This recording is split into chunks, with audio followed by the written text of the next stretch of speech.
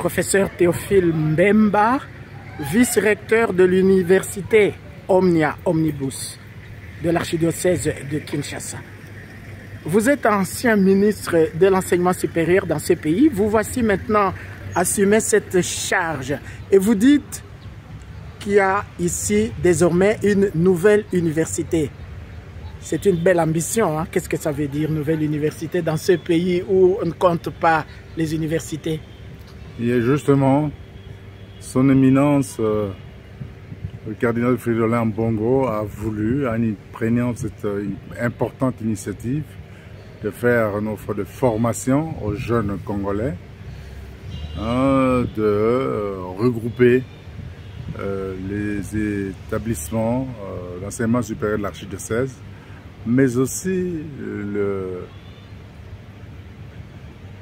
philosophat et le théologat au niveau d'Engaliema pour en faire cette université Omnia Omnibus. Il s'agit justement pour le cardinal non pas d'une nouvelle université, mais d'une université nouvelle. Donc une université nouvelle et une université qui se veut vraiment dans l'offre de formation, marquer la différence avec le système éducatif actuel dans notre pays et qui connaît beaucoup de faiblesses. Cela veut dire quoi? Ça veut dire que une université qui vise une formation de qualité.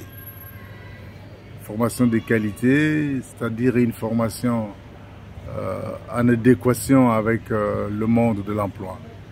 Quand l'étudiant termine et qui va dans le monde de l'emploi et qui ne soit pas déconnecté. Une formation qui fait que l'étudiant justement qui termine aussi ait un esprit de créativité, un esprit d'entrepreneuriat, c'est-à-dire doté d'une compétence qui lui permet, face à tous les problèmes que nous rencontrons dans la société congolaise par rapport aux filières organisées au sein de l'université Omnia, d'être aussi à même de faire des propositions de réponses pour résoudre les problèmes de notre société. Mais au-delà de ces connaissances scientifiques, nous en voulons aussi une université nouvelle, c'est-à-dire que l'étudiant qui termine a des connaissances, a la compétence, a l'esprit d'entrepreneuriat, mais il est aussi pétri de valeurs morales qui font que le respect de l'autre en face, les valeurs comme la justice, comme la vérité, les valeurs chrétiennes, que ces valeurs aussi fassent partie de lui dans sa formation, de telle sorte que vis-à-vis de l'autre dans la société, il sera même de savoir, de se dire déjà, il apporte une solution grâce à ses connaissances, mais il apporte à un semblable qui est aussi un être créé par notre Seigneur Dieu. Combien de facultés avez-vous pour le moment? Pour le moment, les enseignements sont organisés au niveau de 3 secteurs. Il y a au niveau du secteur de sciences humaines, il y a la faculté de théologie et l'école de mariage. Nous avons la faculté de philosophie et il y a une école de bonne gouvernance. Il y a la faculté de gestion et management qui organise des enseignements dans le domaine de l'entrepreneuriat, de l'administration et gestion de projets, de l'organisation sociale. Donc il y a ces 3 facultés au niveau du secteur des sciences humaines. Mais nous avons aussi un secteur de sciences de la santé. Et à ce niveau-là, les enseignements sont organisés au sein de facultés de santé publique, mais orientés essentiellement vers la nutrition. Vous savez qu'au Congo, un enfant sur 2 souffre de malnutrition chronique. Et vous vous rendez compte ce que sera l'avenir de ce pays demain. Et donc, c'est un problème qu'il faut prendre à cœur déjà au niveau de la formation. Il y a l'épidémiologie aussi. Et puis, il y a la gestion au niveau des services de santé dans les hôpitaux, les centres de santé, etc. Et donc, il y a ces 2 facultés au niveau de sciences de la santé. Et puis, il y a Moi aussi, dans une université catholique, il faut dire que ça n'arrive pas tous les jours. Il y a les facultés de sciences, les secteurs de sciences et technologie. Et là, il y a deux facultés qui sont organisées. C'est la faculté de sciences et techniques, où les étudiants sont préparés à aborder les questions de sciences de la vie, de sciences de la terre, de sciences de l'environnement, mais aussi des questions de mathématiques et d'informatique. Et la deuxième faculté, c'est la faculté de bio-ingénieurs. Donc préparer les agronomes justement à participer à la transformation de notre société, notamment répondant aux besoins dans le domaine de l'alimentation, de l'agriculture, le besoin de la société. Donc vous voyez qu'il y a environ 8 facultés qui sont organisées au sein de l'université Omnia.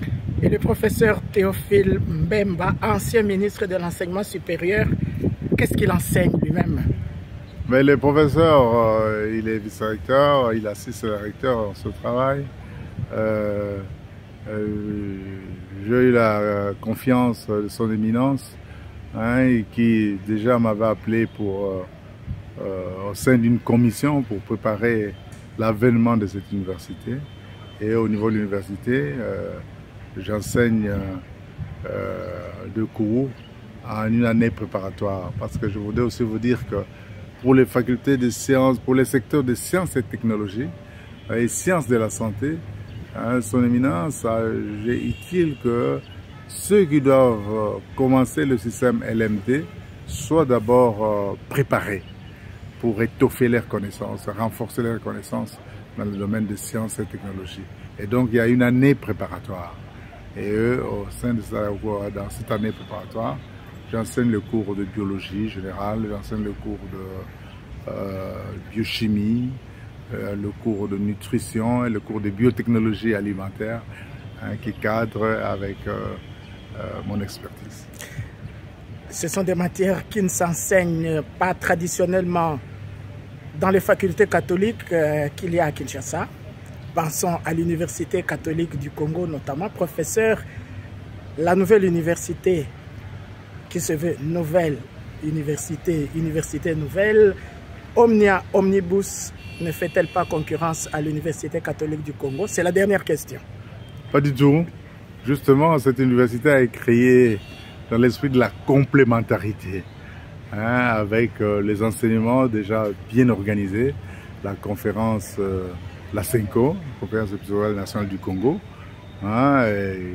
qui avait aussi commencé tout petit, mais aujourd'hui qui a une grande université, et qui offre une formation aussi de qualité. Mais il faut avouer que déjà, il y a un problème qui se pose au niveau de la, justement de répondre à l'attente de la société avec cette croissance démographique importante. Même l'UCC n'arrive plus à recevoir tous ceux qui veulent étudier chez lui. Donc il y a un problème de massification qui se pose.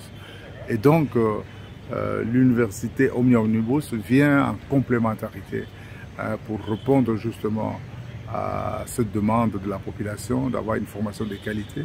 Mais en sus de cela, comme vous l'avez mentionné, il y a cette dimension de sciences et technologies et sciences de la santé que l'université Omnia veut développer. Donc c'est vraiment en complémentarité. Il n'y a aucun problème quant à ça. Et il y a de la place. Merci, professeur. Merci. Merci.